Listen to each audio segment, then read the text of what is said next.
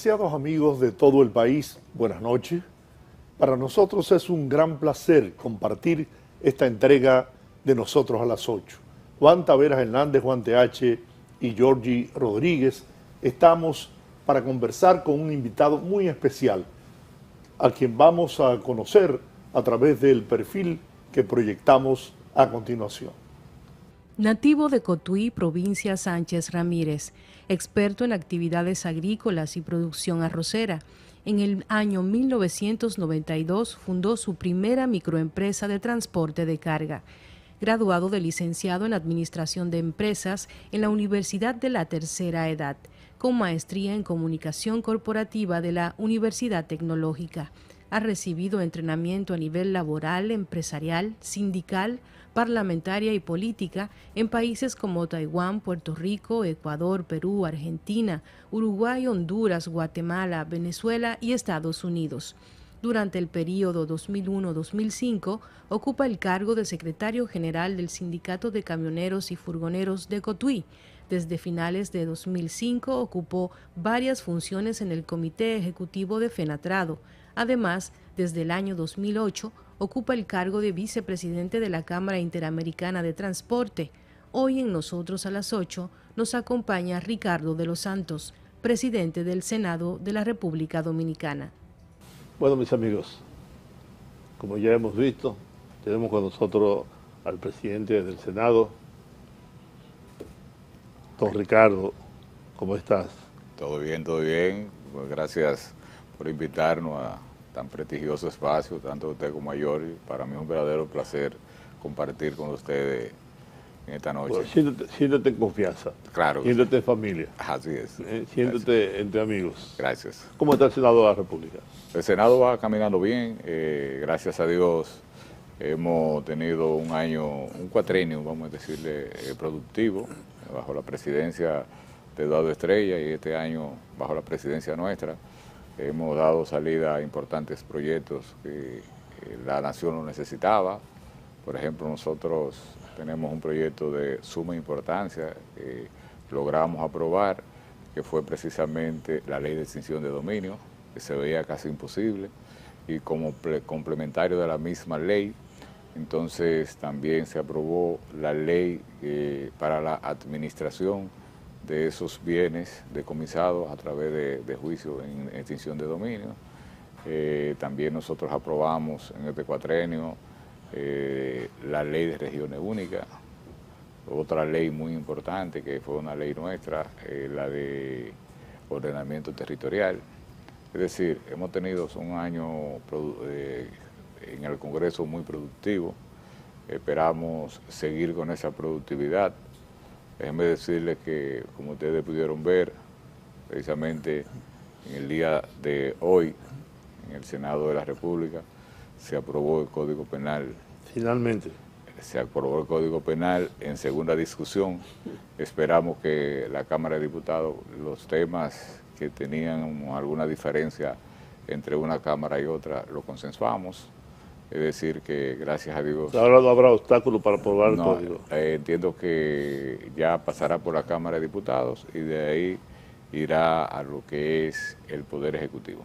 Ese ha sido un gran aporte del Senado de la República, la aprobación del Código Penal, porque la verdad es que estábamos acéfalos prácticamente. La justicia no tenía mecanismos con que sancionar con la drasticidad que se merece a los que violan la ley. Así es, Georgie. Fíjate que nosotros tenemos un código que data del 1810. Es decir, ese código nació 34 años antes que la República Dominicana. Nosotros lo adoptamos en el año 1884. Es decir, un código que está plenamente desfasado. Entonces nosotros, la sociedad en sentido general, pide mucho el que se controle la criminalidad, la seguridad ciudadana, pero no tenemos la drasticidad, tal y como te expresaba, para las sanciones. Entonces, en este nuevo código viene el cúmulo de penas, vienen las sanciones por los diferentes hechos. Y yo pongo un tema como ejemplo, que fue un hecho que consternó a la sociedad dominicana, el tema del niño Llena Ibarra. En el hecho del niño Yana Ibar, lo primero que hubo fue un secuestro, después violación, después tortura y de último el asesinato. Entonces el juez solamente puede aplicar la condena mayor, que son 30 años por el crimen, pero entonces el secuestro, la violación y la tortura, eso quedó impune. Es lo mismo que el ciudadano que va a robarle a otra persona y en el robo lo mata. Hoy día, con el actual código, lo único que se puede contener es la pena máxima por el asesinato, pero el robo quedó impune. Entonces, todo esto lo recoge el nuevo código con el cúmulo de pena y usted va a pagar por los hechos que usted verdaderamente comete. De igual modo, si existe la reincidencia, pues también es condenado por el código con sanciones acumulativas, y eso nos dice a nosotros que es una buena herramienta para nosotros enfrentar la criminalidad que está trabajando con tecnología del año 2024 y nosotros estamos sancionando con un código de 1810. No, y ahí vienen también los delitos cibernéticos que no existían No existía, exactamente. Sí, las sociedades y el mundo ha crecido, se ha desarrollado, y así como el que hace la ley también hace la trampa. Así es. ¿No? Ocurre que ahora hay muchos delitos que deben ser tipificados, que deben ser sancionados por el nuevo código. Y yo me pregunto, mientras tú hablas, ahora habrá que estudiar de nuevo derecho, tanto los jueces como los abogados, para poder aplicar el nuevo código. Precisamente por eso, nosotros al código le estamos dando un vacation ley para que entre en funciones en un año. En ese año, cualquier modificación que se entienda que se pueda hacer, pues también la pudiéramos hacer. Entonces, en ese año, los jueces tienen tiempo suficiente para estudiarlo, analizarlo y aplicarlo correctamente. Y por eso nosotros hemos decidido, tenemos la decisión firme de que el nuevo Código Penal ya sea un hecho en la República Dominicana, y de ahí entonces hay otras exigencias con el Código Procesal Penal, pero uno es prerequisito del otro. En fin, nosotros tenemos un pasivo en el Congreso Nacional con un sinnúmero de leyes. Va a quedar pendiente, Ricardo, lo de las 3 causales. Sí, lo de las 3 causales decidimos dejarlo separado, que se trabaje en una ley especial, porque para poder precisamente tener un nuevo código, entonces tendríamos obligatoriamente que modificar el artículo 37 de la Constitución, donde dice que el derecho a la vida es inalienable desde la concepción hasta la muerte. Entonces, para nosotros poder tener un nuevo código, habría primero que abocarse a una modificación constitucional. Entonces preferimos trabajar el código por separado y las 3 causales trabajarlas en una ley especial, pero además, déjeme decirles que cuando hablamos de 3 causales, solamente estamos hablando de 2, porque hay una que está establecida claramente en el artículo 42 de la Constitución, numeral 3, donde dice que cuando la vida de la madre peligra es una decisión del médico. Es decir, esa está cubierta ahí. Lo que estamos hablando son de 2 causales en sentido. ¿Usted es partidario de la aprobación de esa ley especial que contemple las 3 causales, que son 2, como usted señala? Sí, Giorgio, fíjate, yo tengo mi propia teoría, mi punto de vista. Yo no estoy ni estaría de acuerdo jamás a que a una jovencita se le condene a dar a luz de un hermano suyo. Ni de un padre. Porque fue violada por su padre. Entonces va a dar a luz de un hermano. Yo no estaría de acuerdo con eso jamás. Ahora, tendríamos que buscar una fórmula de que también no le demos la oportunidad a que una criatura ya formada es un ser humano. Aquí no está contemplado la pena de muerte. Entonces ya una figura, una criatura conformada, tampoco yo quiero darle la oportunidad a un médico que coja una pinza y que lo despedace y que lo saque por pedazos. O sea, con eso yo tampoco estaré de acuerdo. Por eso a mí me gustaría que determinemos bien a qué le llamamos vida. Por ejemplo, yo siempre pongo el ejemplo de que cuando una persona está en coma, que está entubado, para desentubarlo, porque ya se entiende que falleció, que terminó la vida, se toma como referencia el latido del corazón. Entonces, yo entiendo que una solución pudiera ser que cuando ver en qué tiempo ese efecto ya está conformado y que inicie el latido del corazón y que antes de eso se pudiera intervenir. Es una teoría que yo tengo y ojalá la pudiéramos. Que yo tengo al respecto. Ese tema es muy complejo, Así es. porque involucra la vida de seres humanos, tanto de la criatura como de la madre. Por lo tanto, aunque yo estoy de acuerdo con las 3 causales, y no más que eso, estoy de acuerdo con el aborto, pero eso es lo que yo pueda pensar, despojado de prejuicios o de criterios mágicos religiosos. Sin embargo, yo sé la complejidad del tema y pienso que finalmente el Senado de la República, el legislador hace bien en separar esta ley, que es lo que ha impedido de alguna forma su aprobación y aplicación. No aprobarlo nos hace más daño que Correcto. aprobarlo en estas circunstancias. Bien, ahora, efectivamente, como usted señala, ahí yo tengo un amigo suyo que es senador, que me ha dicho, yo bajo ningún concepto, yo levanto la mano para aprobar las 3 causales. Lo imponga el partido, lo imponga quien lo imponga, y yo tengo una visión religiosa al respecto. Bueno, está bien, ese es su punto de vista, ¿no? El mío es otro, como el tuyo puede ser otro, de aquel, del Claro, otro. así es. Ahora hay que pensar en la sociedad, porque ustedes no son legisladores de un barrio, ni de su casa, ustedes son los legisladores de un país. Así es. Y tienen que pensar en la mayoría de los ciudadanos y ciudadanas, y en este caso de las mujeres. Yo creo que eso es un tema de la ciencia y de las mujeres. Si los hombres abortaran, si los hombres salieran embarazados, hace tiempo que eso no estuviera fuera de discusión. Pero como es un tema de mujeres, yo creo que habría que ver qué dice la ciencia, cuándo comienza la vida, cuándo termina, Exactamente. todas esas cosas, para luego entonces tomar una decisión al respecto. Pero bien, creo que hemos avanzado con la aprobación del código, porque eso era necesario, absolutamente necesario. Y debe ser de algún modo una satisfacción para ustedes y para ti de manera personal y particular el hecho que se aprobara durante tu presidencia, Muchas gracias. ¿no? Porque teníamos años 23 discutiendo, años tiene el código dando vuelta. dando vueltas, que ya va y que ya viene. Por eso cuando se nos cuestionó de que se aprobó sin haber sido leído ni estudiado, yo decía en una entrevista que se me hizo que ese código tiene 23 años dando vuelta en el Senado. El que no lo ha estudiado en 23 años no lo va a estudiar en 500. Además, En fue 500 enviado- años no van a ser suficientes. Fue porque no enviado tiene- a una comisión, Claro. y la comisión certificó de que el texto no había sido variado en absoluto. En lo absoluto, pero aún así nosotros en el día de hoy decidimos leerlo completamente.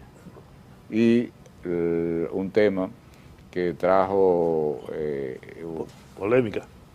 polémica y que fue la base para que no se aprobara en la Cámara de Diputados. En esta parte lo consensuamos con la Cámara, ese artículo, nos pusimos de acuerdo y gracias a Dios yo entiendo que se va a aprobar en la Cámara de Diputados, que es en cuanto a la discriminación, porque dabas unos detalles. Entonces nosotros, como la Constitución de la República establece claramente el tema de la discriminación, el artículo 39, lo que hicimos fue acomodar el artículo para que vaya en consonancia con lo que establece la Constitución. Claro, adaptarlo, adecuarlo. Exactamente, eso es lo que hemos hecho y por eso estamos casi seguros de que vamos a tener un nuevo código, que es un gran avance para el país. 72 nuevos tipos penales en ese código que nos ayudaría 72. bastante. 72, que nos ayudaría bastante para nosotros poder controlar la criminalidad, que es un desafío de todos y es la preocupación más grande que tenemos los dominicanos en este momento. Con su permiso, tenemos que hacer una pausa, así que regresamos en breve con Ricardo de los Santos, presidente del Senado de la República Dominicana.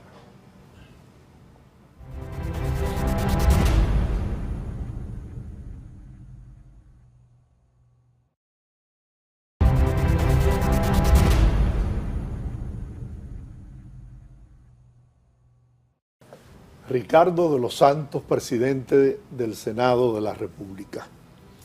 ¿Qué otros proyectos tiene en carpeta? Usted continúa en el Senado de la República después del 16 de agosto, que no hayan sido aprobados en este tramo. ¿Quién te lo dijo? ¿Eh? ¿Quién te dio esa primicia? Bueno, él es senador de la República. Sí, gracias, Jorge. La verdad que hay muchas expectativas para este nuevo periodo legislativo que se inicia el 16 de agosto. Ustedes saben que estamos abocados a una reforma constitucional, estamos abocados a una reforma fiscal. Esa reforma fiscal entendemos que debe ser integral, lo que llevaría de por sí lo que es la modificación al Código Laboral. De igual manera, la modificación a la Ley de Seguridad Social. Como decía el líder del señor aquí, nunca es bueno cambiar de caballo cuando se está cruzando un río. Ajá, no, pero bueno, eso esperamos. No, además ya yo investigué, pregunté a quien tenía que preguntar. Gracias. Y dónde tenía que preguntar. Muchas gracias. Ricardo va a continuar como presidente del Senado. Sí, sí, gracias. Hasta ahora.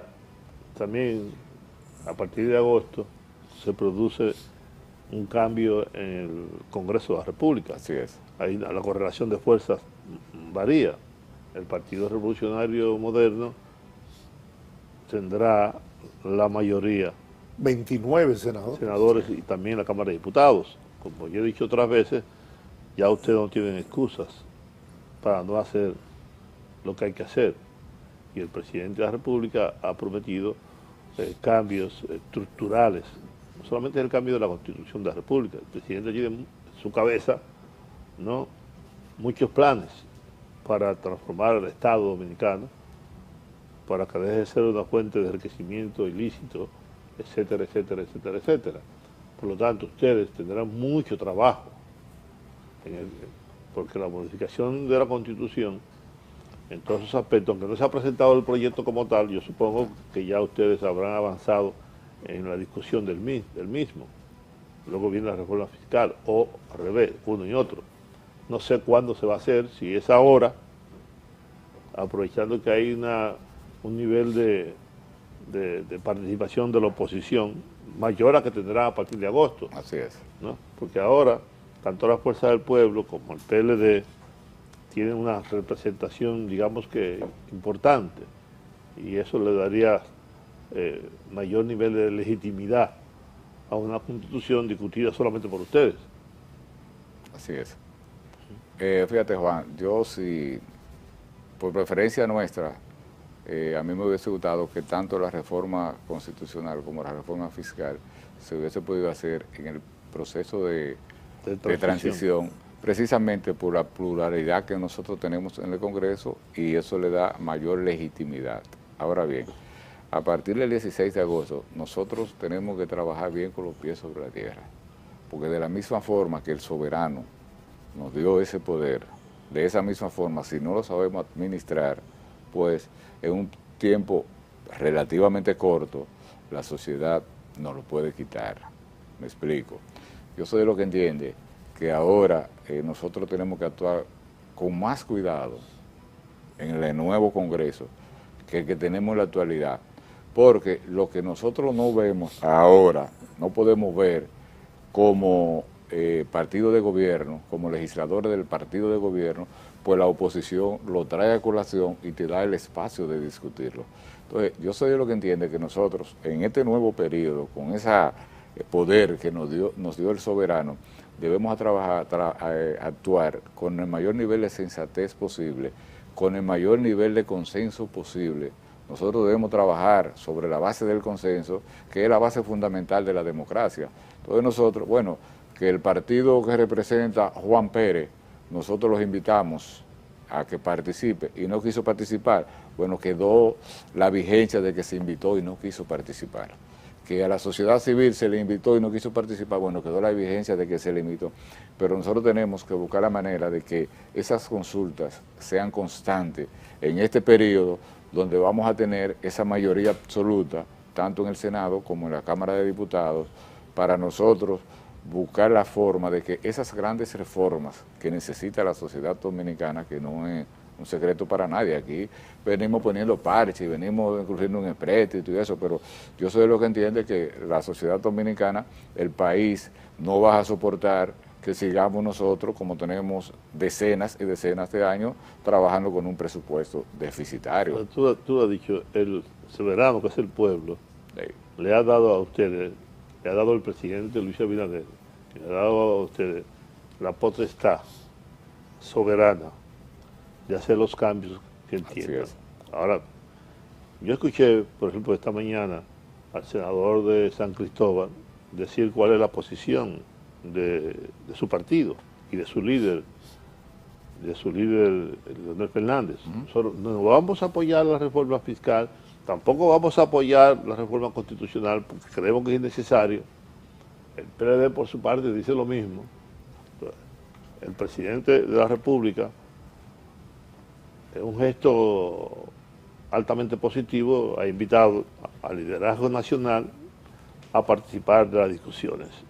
Bien, como tú dices, no, nosotros no lo apoyamos. Bien, pero usted tiene entonces la responsabilidad de hacerlo. Claro. Aparte de que los poderes fácticos no solamente son políticos, Exacto. no forman parte del sistema político.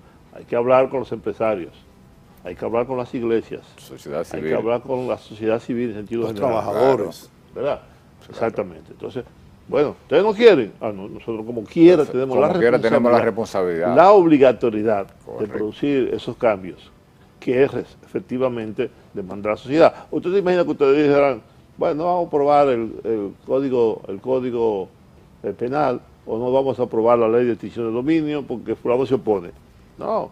Además, como yo lo he dicho yo y otras veces, los consensos son propios de los regímenes dictatoriales.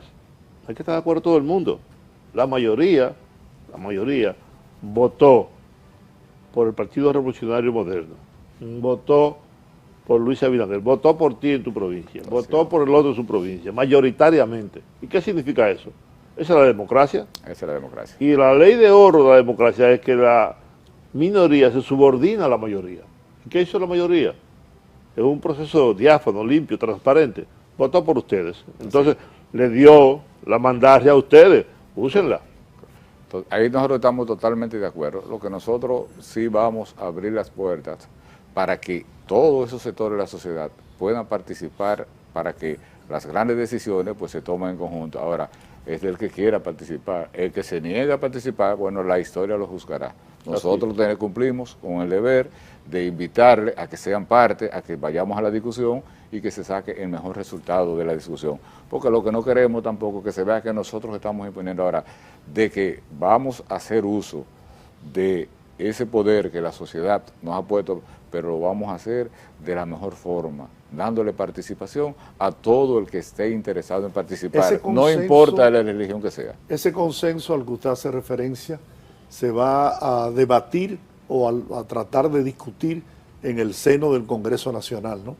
Como manda la ley, como manda la Constitución, porque es ahí donde se toma definitivamente la decisión de aprobar las leyes y la modificación constitucional que propone el presidente Luis Abinader con el propósito de transformar este país, que ya inició su transformación y que con esta nueva reforma y estas nuevas leyes, pues se afianzará ese propósito y ese legado que el presidente quiere dejarle al pueblo dominicano. Sí, Jorge, a mí me gustaría invitar a la sociedad en sentido general a que se acerquen al Congreso Nacional para que puedan palpar cuál es el trabajo que uno hace allí. Porque a los legisladores mucha gente nos ve hasta como vagos, pero por desconocimiento.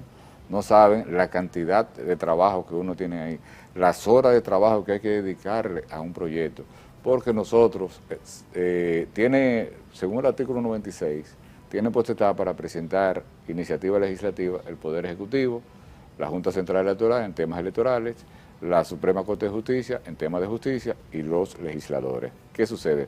Cuando uno de esas instituciones o esos entes presentan un proyecto de ley, al Pleno va el proyecto de ley, pero eso se envía a una comisión especial. Nosotros tenemos 30 comisiones. Entonces, a la comisión más afine con ese proyecto se envía. Pero esa comisión lo que recibió fue la materia prima. Entonces, le lleva un informe con lo que la comisión entiende que ya es el producto terminado al hemiciclo nueva vez. Y ahí es discutido, y aún el informe que brinda la comisión en el hemiciclo es modificable. ¿Qué le quiero decir con esto? Que la comisión, cuando tiene un proyecto de ley, invita a todos los sectores involucrados en ese proyecto para escucharlo, para que den su opinión y de ahí entonces la comisión saca su conclusión y rinde un informe, pero ya se escuchó a todo el mundo. Entonces nosotros estamos en las mismas condiciones de seguir escuchando, e inclusive partidos políticos que no tienen representación en el Congreso hoy, van a recibir las invitaciones, que van a estar interesados. Le invitamos también a que estén atentos a los proyectos, para que no se diga que tal proyecto se zancochó y que yo quería participar y no me invité. Bueno, usted tampoco mostró el interés en ningún momento ni hizo la solicitud. Porque cuando nosotros tenemos un proyecto de ley que de una forma u otra afecta a un sector, ese sector inmediatamente envía una comunicación diciendo que quiere participar, que quiere ser invitado, pues se le invita y inclusive se le dice que lo que son sus preocupaciones que las lleve por escrito para que quede constancia. Entonces eso se analiza. Ahí están las vistas públicas. Sí, ahí están las vistas públicas. O sea, en el Congreso se trabaja totalmente abierto. Ahí no se hace nada que todo aquel de la sociedad que quiera participar no se le cierra la puerta. Se interesa por tal o cual proyecto y ahí se le da la apertura para que participe en el mismo. Tenemos que hacer otra pausa, regresamos en breve.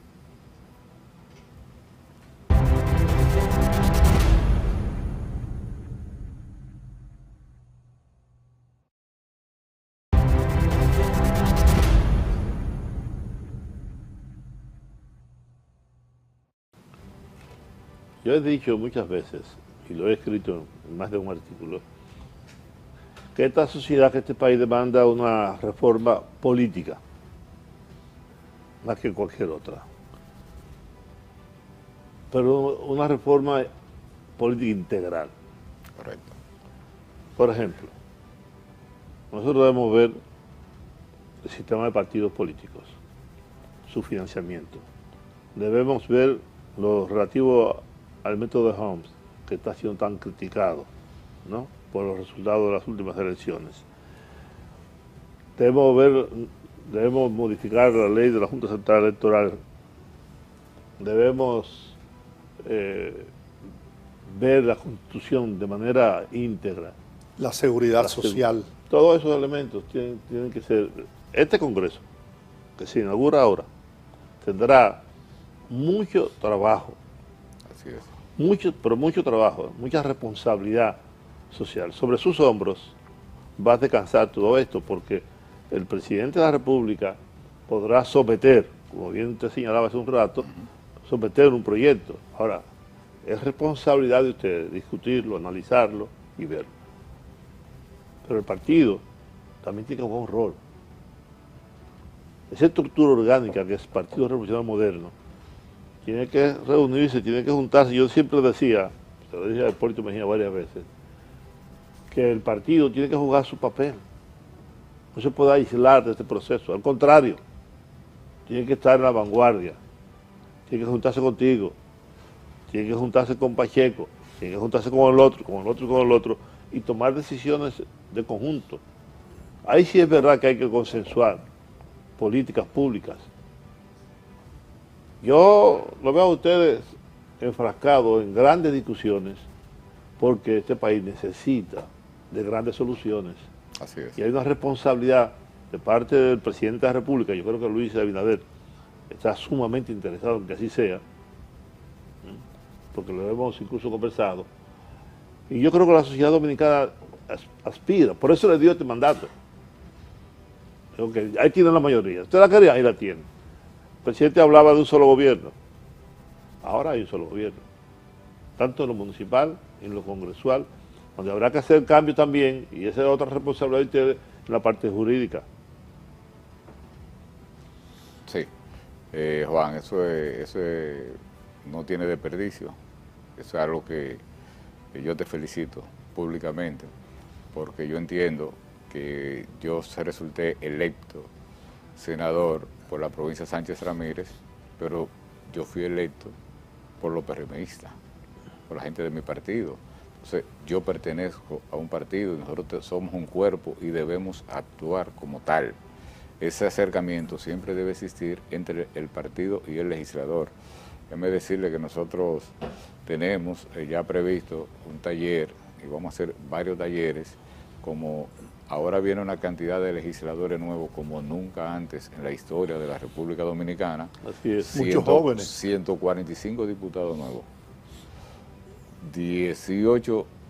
29 senadores, aunque de los 29 hay quienes ya han sido senadores en otra ocasión.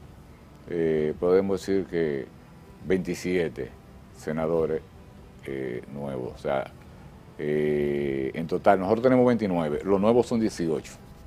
Entonces, nosotros con esa cantidad de legisladores, tanto de senadores como de diputados, tenemos que tener ese acercamiento con el partido, porque ningún legislador que pertenezca a un partido inmediatamente llegó y fue electo puede entender esa curul, ok, usted la representa, pero usted tiene que ir en consonancia con su partido, porque en ocasiones entendemos que ya yo soy muy varoncito porque yo gané, pero fue fruto de pertenecer a una organización política. Sí, ese partido todo gana. Por eso yo desde el primer año contaba con los votos necesarios en este cuatrienio para ser presidente del Senado. Pero ¿qué sucede? Cuando yo llegué al partido, ya el partido estaba formado. Y cuando yo entro, yo juro respetar los estatutos y la directriz del partido. Entonces, como eso es la escogencia de los bufetes directivos, tanto del Senado como de la Cámara de Diputados, de acuerdo a los estatutos, son atribuciones de la dirección ejecutiva del partido, de la que yo formo parte, yo no puedo desdecirme. Si aún ahora la dirección ejecutiva se reúne y entiende que yo no debo continuar, pues yo lo que hago es que vuelvo a mi curul, a mi espacio, como representante del pueblo, electo por la provincia de Sánchez Ramírez, a seguir legislando, que es lo que me corresponde. Entonces, ese sentido de cuerpo en el partido y ese acercamiento no nos podemos divorciar. Y te felicito, Juan, porque esa es la mejor manera de nosotros como partido decirles al país: nosotros tenemos una estructura política que no está pensando en el proyecto de Juan, de Pedro o de José, sino tenemos unos principios ideológicos en nuestro partido que vamos a seguir y que pensamos en que el Partido Revolucionario Moderno permanezca dirigiendo los destinos del país por muchos años. Y tenemos una gran carta de presentación. ¿Cuál es esa carta de presentación que tenemos los PRMistas que debemos sentirnos orgullosos? La gestión de gobierno que ha llevado a cabo Luis Abinader. Tenemos al día de hoy, sin lugar a dudas, desde que inició nuestro régimen democrático, tenemos el gobierno más transparente, más honesto, más ético, y que ha sabido conducir este barco llamado República Dominicana, que cuando Luis llegó era un barco que tenía dificultades, un barco a la deriva. Y Luis, este gerente, viene que nosotros los mismos PRMistas nos hemos sorprendido con la capacidad de este hombre, ha logrado estabilizar el barco, y no solo estabilizarlo, sino que garantiza que en el 2028 a quien venga a tomar ese timón, pues se lo entregará en puerto seguro. ¿Sabes que yo estoy gratamente sorprendido de tu condición de senador? Gracias. Yo en principio no estaba de acuerdo con que tú fueras presidente del Senado. Conversé con Miguel Vázquez, que es una persona muy cercana a ti, muy amigo mío hace muchos años, sí. Y me dijo, trátalo, habla con él, acércate para que lo conozca. Él es un cuadro político, capaz. Él no es simplemente un camionero, hace tiempo que dejó de ser camionero. Él es un profesional con mucho nivel. Y yo estoy convencido de que él será un gran presidente del Senado. Me lo dijo en 2 ocasiones. Y después lo hablé con el propio Hipólito Mejía. Bueno, de hecho nos juntamos allá. Nos encontramos allá en un desayuno. Y conversé con varias personas y todos coincidían en señalar que aunque tú no eres una gente altisonante, que no anda provocando ruidos ni creando situaciones, ya tú lo has dicho, en el partido, no, y que yo, no. Tú eres respetuoso de tu partido, de tu organización. Claro. Y has actuado en consecuencia con eso. Por eso yo, de algún modo, me felicito y te felicito por el trabajo que ha venido realizando al frente del Senado de la República, ¿no? Porque eso es lo que se necesita. Tiene que haber un espíritu de cuerpo. Y esto va a decir lo siguiente.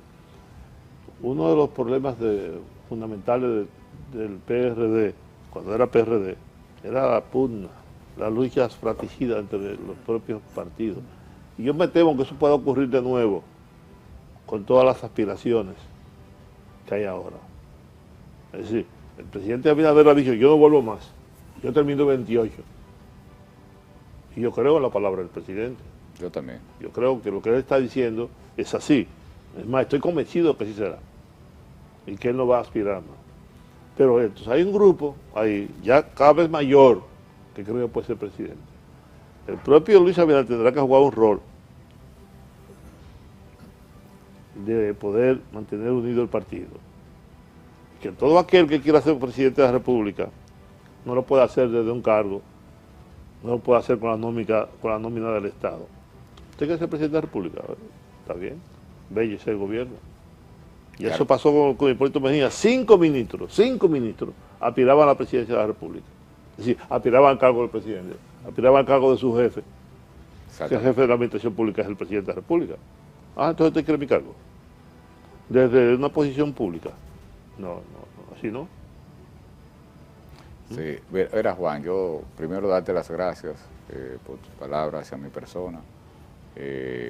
Mucha gente entendía que del sector donde yo vengo, al sector que pertenezco, yo sigo siendo camionero, sigo siendo el presidente de Fenatrado, pero esa es mi mejor carta de presentación, porque el Fenatrado de hoy no es el Fenatrado que yo recibí, son dos cosas totalmente distintas.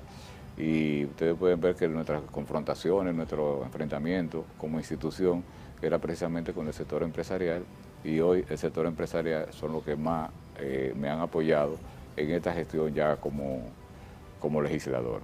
Entonces, además, tú fuiste de los más votados. Sí. En tu provincia, así en el país. Así es. Yo he venido en un orden ascendente. Desde que inicié mi carrera política, inicié en el 2016, a mí nadie me conocía, yo nunca fui miembro de ningún partido, ni mucho menos, sino que como camioneros decidimos que íbamos a hacer un partido, formar un partido, el Partido de la Esperanza Nacional, entonces se hizo acuerdo con el PRM en el 2016, y ahí a mí me imponen una candidatura de diputado que yo no la quería. ¿Por qué yo no la quería? Porque yo no conocía a nadie en política y yo no sabía ni siquiera por dónde iba a arrancar. Pero las cosas se dieron y en ese caso, en ese momento fui el diputado más votado de la provincia de Sánchez Ramírez y per cápitamente fui el más votado del país. En el 2020 decido aspirar a senador. Ahí mi amigo y hermano Félix Vázquez, que era el senador, que tenía ya 14 años como senador y 4 como diputado, decide declinar, entiende que su familia le aconsejó y ganamos fácilmente en el 2020, con mucha facilidad. Sacamos un 67.26% y ahora sacamos un 73% redondeado, 72 puntos y tanto, 73%. Casi nada. Pero las encuestas a mí me daban 87, 85%. Ahora ustedes saben que una carrera política tan joven, con 7 años, y que apenas con ese poco transcurrido del tiempo, llegar a la presidencia del Senado, quizás eso le crea situaciones a uno también. Tenemos que hacer la última pausa. Vamos a ella, regresamos en breve para concluir con este programa.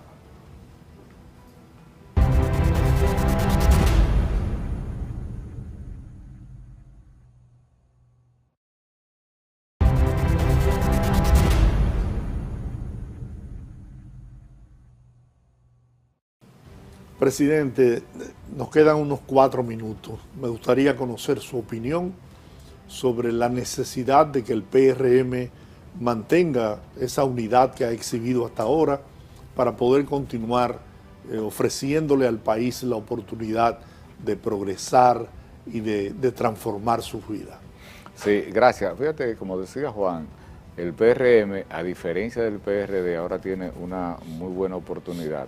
Y es que lo del PRD se dio precisamente en un proceso donde Hipólito Mejía se presentó a una reelección y ahí vinieron los disgustos. Ahora, Luis Abinader consiguió fácilmente su reelección, que desde mi punto de vista, ¿qué puede garantizar la vida unida del PRM?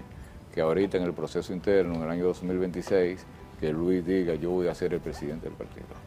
y yo me voy a rodear de X, una gran cantidad de dirigentes que le ayuden, que le apoyen, para que cuando llegue el proceso interno de escogencia del candidato nos dé garantía de que hay un líder dentro del partido que va a decir en consulta con el otro líder llamado Hipólito Mejía, que se pongan de acuerdo y que digan, miren, mediante este proceso entendemos que para nosotros mantener el poder, el mejor candidato o el más idóneo es fulano, o de lo contrario, someterlo a un proceso democrático, pero que el resultado de ese proceso se respete.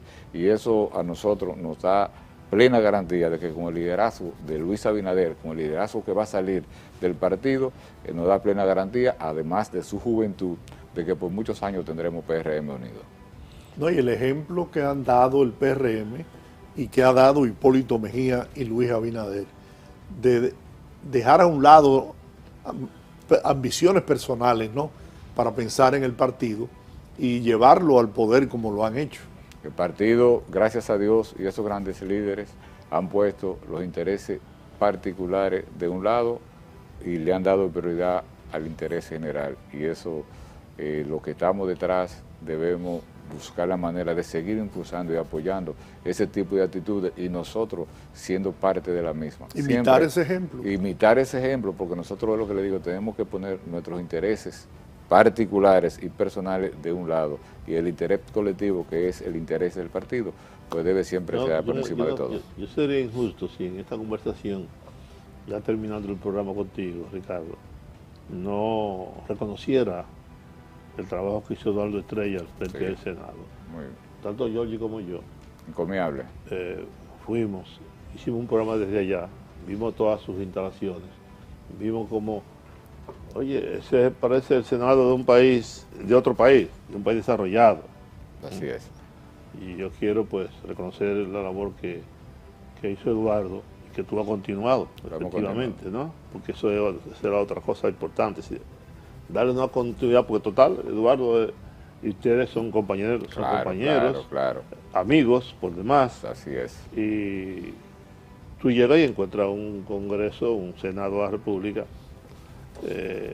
saneado desde todo punto de vista. Así Eduardo es un hombre de una integridad que nadie discute, igual que tú.